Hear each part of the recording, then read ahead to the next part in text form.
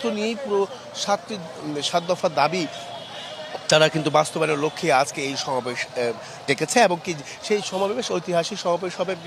কারণ হচ্ছে গতকাল রাত থেকে আমরা দেখেছি সমাবেশকে কেন্দ্র করে তারা এই সোহরাওয়ার্দী উদ্যানের উদ্দেশ্যে বিভিন্ন জায়গা থেকে কিন্তু তারা ইতিমধ্যে জড়ো হয়েছেন এবং কি এখনও আসছেন। যেহেতু সমাবেশের মূল যে আয়োজন, মূল যে বক্তা, মূল যে কেন্দ্র নেতৃবৃন্দ বা বক্তব্য দেবেন সেটা কিন্তু দুপুর 2টা থেকে আনুষ্ঠানিকতা পুরোদমে শুরু হবে। এখন সমাবেশ স্থলে মোটামুটি যারা তৃণমূল পর্যায়ে নেতাকর্মীরা আছেন তারা কিন্তু দু একটি কথা বলছেন। সবকিছু মিলেই বলা যায় যে এটা একটি ঐতিহাসিক সমাবেশ হতে যাচ্ছে। একটু কয়েকজনের সাথে আমি একটু কথাও বলতে চাই, যদি একটু কথা বলতে চাই। আপনারা কোত্থেকে এসেছেন? খুলনা জেলার কয়রা থানা থেকে, একেবারে শেষ সীমানা, তার উপায়ে জঙ্গল ছাড়ার কিছু নাই। আমরা সেই সীমানা থেকে আসছি। কি আজকে কি চাওয়া পাওয়াটা কি থাকবে? আজকে আমাদের চাওয়া পাওয়া 6 দফা দাবি, 7 দফা দাবি। জি, আর কি চাচ্ছেন আপনারা? আপনারা এই সমাবেশ থেকে কি ধরনের আশা করছেন? নেতৃবৃন্দরা কি ধরনের বক্তব্য দিবেন তাদের? আমরা আগামীতে চাই যে বাংলাদেশটা একটা ইসলামী স্টেট কায়েম হোক, সংসদে আল কোরআন যাক, সংসদ থেকে কোরআনের আইন চালু হোক, আমরা এটা চাই। জি জি জি। আমাদের আমিরে জামাতের নির্দেশ হলো সাক্ষাৎকার তারা দিবে, আমরা কোনো সাক্ষাৎকার দিব না। এটা আমাদের আমিরে জামাতের নির্দেশ। কি ধরনের নির্দেশনা আসতে পারে?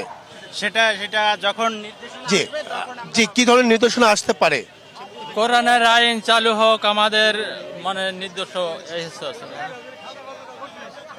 পথে আসতে কি কষ্ট হয়নি? হয় হয়, ইনশাল্লাহ হয়েছে। খুবই কষ্ট হয়েছে, খুবই কষ্ট হয়েছে।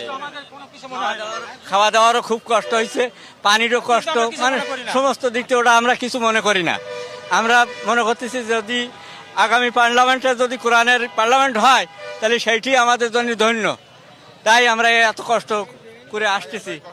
জামাতের আমির যিনি বক্তব্য দিবেন সেই বক্তব্য আপনারা শুনবেন, সেটার প্রেক্ষিতে কি আপনারা কি আমরা ইনশাল্লাহ জামাতে ইসলামের পক্ষপাতী এবং পক্ষে চাচ্ছি রাষ্ট্র কায়েম হোক, ইসলামী রাষ্ট্র হোক, এটাই কায়েম করি ইনশাল্লাহ। ধন্যবাদ।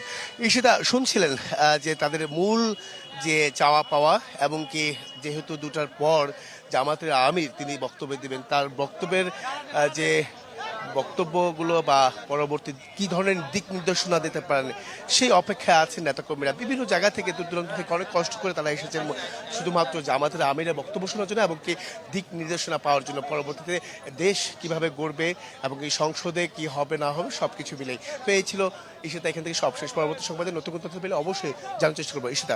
আরিফ, ধন্যবাদ।